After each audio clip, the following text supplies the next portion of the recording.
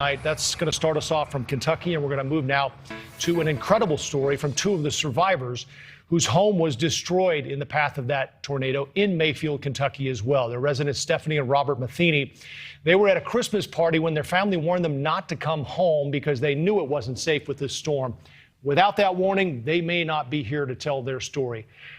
We'll get there in just a second, but I know that you guys were finally able to get back and see your house. So I want to ask you about that first and give us an idea of what that moment was like when you pulled into the neighborhood and what you saw. Heart-wrenching, very. Driving down the road before my house and seeing some houses skipped and some houses completely gone. It was like, oh my gosh, my home is gone. And my home is gone, if you say so. Like, technically it's gone. There's no roof. The walls are fallen.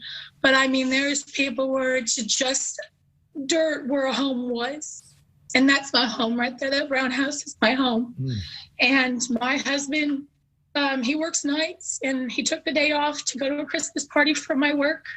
And if I did not go to that Christmas party, I would not be here, because my living room is on my car, and that's where I would have been, because I don't have cable. I do the Netflix and the streaming and stuff. So I wouldn't have gotten that warning. The only warning we had was at 5:30 at night when I left Mayfield to go to my Christmas party. There was no warning. On the phones, the radars showed only rain. So we did. I told them, I'm going to leave. The storm's coming, because we were at the party, and the girl who drove us, her family called them and said, hey, it's coming to Mayfield. It's 25 minutes away. And we're like, we got to go. I have 4 fur babies, and I only was able to find 3 of them. Oh, I am so sorry. And I know you had more heartache as well. Your good friends were nearby, and they were seriously injured. What happened to them? They live about 7 or 8 houses from us, and they're on the curve right before us. And when we were walking, when I was mad running towards that road, and there was a tree down, and we were standing there waiting, and all of a sudden you hear this man say, any available people, we need you now. And my husband turned around, and he ran, and when he realized where he was running, that was his friend's home. And the home was gone. I mean, barely a foundation was there, and they were found behind their home. The husband and wife were, and my husband stayed with him, and he was praying. And I didn't know. I thought he was going through the debris, and I was calling him, are you okay? And he came to me, and he said, it's him. And they're such good people. His family, they are amazing people, such sweethearts. And they survived, though, didn't they, Stephanie? Yes, he did. He's at the hospital. His wife, however, is not. He was pregnant. She was pregnant?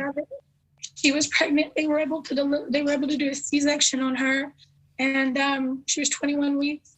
And the baby's right now stable, but we don't know much on the wife. Right. Robert, I can see the pain in your eyes. I don't know if you'd like to address it, but the question I have for you, or you as well, Stephanie, is what you do now. Where do you go from here?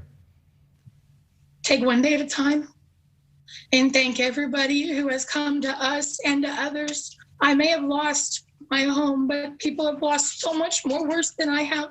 I have my parents.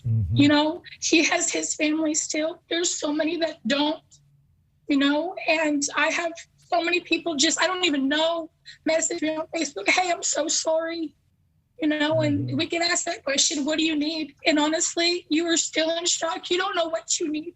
There's no answer, really. Right. It's like, all I can say is just pray for Mayfield. Pray for us, because we need it bad.